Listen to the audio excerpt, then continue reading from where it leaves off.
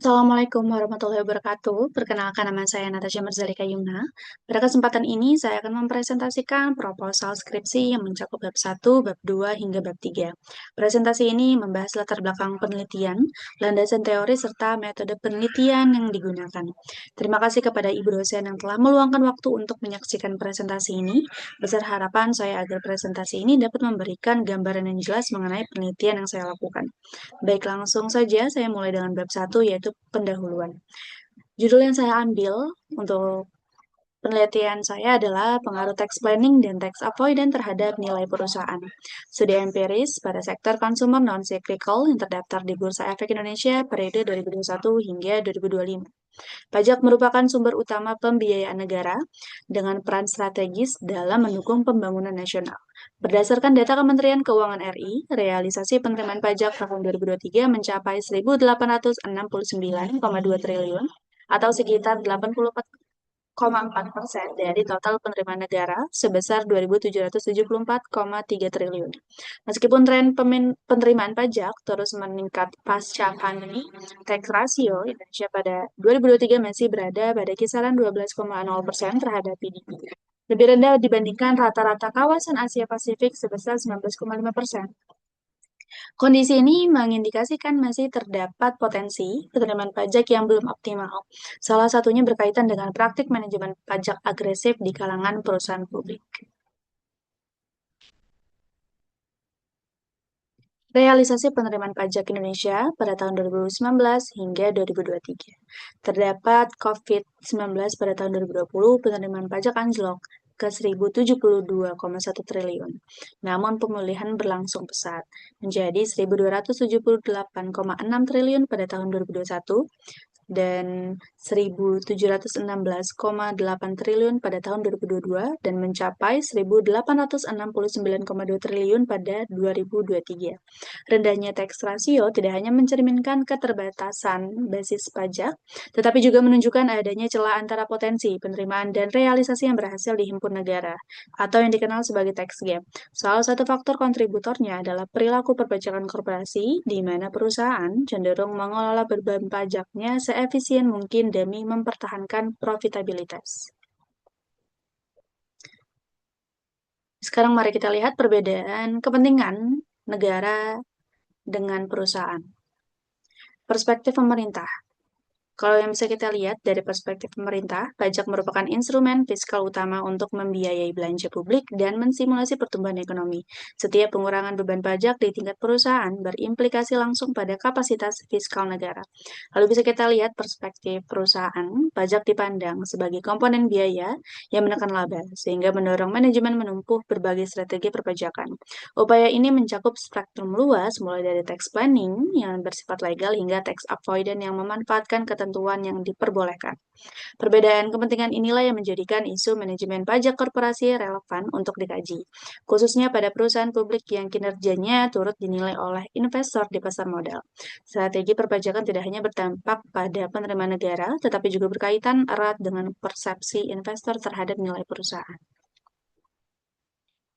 Fokus penelitian saya adalah memilih sektor consumer non-cyclical. Penelitian ini berfokus pada perusahaan sektor consumer non-cyclical yang terdaftar di BI. Sektor ini mencakup industri makanan dan minuman, produk tembakau, rumah tangga, dan kesehatan konsumen yang permintaannya cenderung inelastis terhadap siklus ekonomi.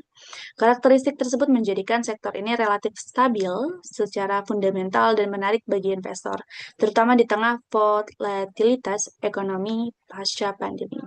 Kontribusi PDB, industri makanan dan minuman sebagai subsektor terbesar berkontribusi 6,55% terhadap PDB nasional pada tahun 2023. Lalu karakteristik defensif, pemerintahan inelastis terhadap siklus ekonomi menjadikan sektor ini relatif stabil dan menarik bagi investor. Lalu ada tekanan efisiensi, inflasi bahan baku dan persaingan harga ketat mendorong perusahaan melakukan efisiensi biaya termasuk strategi perpajakan. Untuk gap research, karena ada inkonsistensi penelitian terdahulu. Sejumlah penelitian terdahulu mengkaji pengaruh tax planning dan tax avoidance terhadap nilai perusahaan. Namun hasilnya menunjukkan inkonsistensi yang signifikan. Bisa kita lihat tax planning, penelitian Anisran dan Mawak pada tahun 2023 berpengaruh positif signifikan pada sektor makanan dan minuman BI. Sedangkan menurut Panggabean dan Ritonga pada tahun 2024 tidak signifikan pada perusahaan manufaktur BI. Dan juga penelitian Rajab et al. Tahun 2022 dan Sananta dan Yudanti pada tahun 2025 tidak signifikan. Haryanti et al. Pada tahun 2024 hasilnya membuktikan positif signifikan pada konsumer produk BI. Lalu bisa kita lihat sekarang tax avoidance. Penggabean dan Ritonga pada tahun 2024 hasilnya adalah negatif signifikan, sedangkan Anisran dan Mawa pada tahun 2023 hasilnya positif signifikan.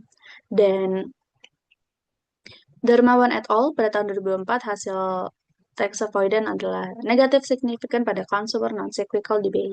Lalu yang terakhir Fitriani dan Rasmawati pada tahun 2025 dan Santo dan Sari pada tahun 2024 hasilnya tidak signifikan. Inkonsistensi temuan diduga bersumber dari perbedaan proksi pengukuran, karakteristik sektor yang dikaji, serta periode penelitian yang belum mencakup fase pemulihan ekonomi pasca pandemi secara komprehensif. Tiga kontribusi distinktif berdasarkan adanya gap research. Penelitian itu mengajukan tiga kontribusi yang membedakannya dari studi terdahulu. Yang pertama, dekomposisi analitis. TRR dan ETR digunakan secara simultan sebagai proksi dua konstruk berbeda dalam satu model regresi, memungkinkan pemisahan analisis antara tax planning dan tax avoidance yang jarang dilakukan bersamaan. Hal yang kedua, kontribusi fokus sektor spesifik. Secara eksklusif berfokus pada sektor consumer non-cyclical, sektor yang belum mendapat perhatian proporsional dalam literatur manajemen pajak Indonesia dibandingkan sektor manufaktur umum. Lalu yang ketiga, konteks temporal relevan. Periode 2021 hingga 2025 mencakup fase pemulihan ekonomi pasca pandemi hingga normalisasi pertumbuhan, memberikan konteks temporal lebih relevan untuk mengamati perilaku perpajakan korporasi. Untuk landasan teoritis ada tiga tingkatan. Yang pertama, grand theory. Saya menggunakan grand theory, agency theory, hubungan keagenan sebagai kontak di mana prinsipal mendelegasikan wewenang kepada agen, efisiensi pajak sebagai transfer kekayaan yang sah dari negara ke pemegang saham. Lalu yang kedua, saya juga menggunakan middle theory, yaitu signaling theory, strategi perpajakan efisien sebagai sinyal positif atas kompetensi manajerial dan efisiensi operasional kepada investor. Yang ketiga ada apply theory, yaitu ada tax planning yang menggunakan alat proxy tax retentive rate, tax avoidance, effective tax rate, dan nilai perusahaan Tobinski sebagai variabel operasional yang diukur secara empiris. Proksi pengukuran variabel tax planning yang pertama X1 saya diukur dengan tax retention rate TRR. Rasio laba bersih setelah pajak terhadap laba sebelum pajak. TRR tinggi mencerminkan efektivitas strategi perencanaan pajak lebih intuitif dari ETR karena langsung menggambarkan keberhasilan mempertahankan laba. Bisa kita lihat rumusnya adalah TRR laba bersih dibagi laba sebelum pajak. Lalu yang X2, tax avoidance diukur dengan effective tax rate atau ETR. Rasio beban pajak penghasilan terhadap laba sebelum pajak. ETR rendah di bawah tarif nominal 22%, mengindikasikan intensitas penghindaran pajak yang lebih tinggi, berbasis akrual, konsisten dengan pengukuran laba akuntansi. Untuk rumus ETR, beban pajak penghasilan dibagi laba sebelum pajak. Lalu yang terakhir, untuk variabel Y, nilai perusahaan diukur dengan Tobinski, rasio nilai pasar perusahaan terhadap total aset lebih komprehensif daripada PBV karena mempertimbangkan seluruh klaim terhadap aset termasuk utang. Tobinski kurang dari 1, lebih besar dari 1 mengindikasikan nilai tambah dan potensi pertumbuhan. Rumus Tobinski adalah MVI ditambah DAP dibagi total aset. Hubungan antar variabel. Kerangka pemikiran didasarkan pada agensi teori dan signaling teori. Tax planning yang efektif, TRR yang tinggi, meningkatkan laba bersih, dan arus kas, memperbesar sumber daya bagi pemegang saham.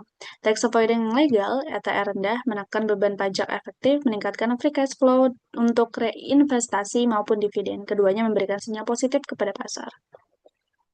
Untuk hipotesis, saya ada hanya dua.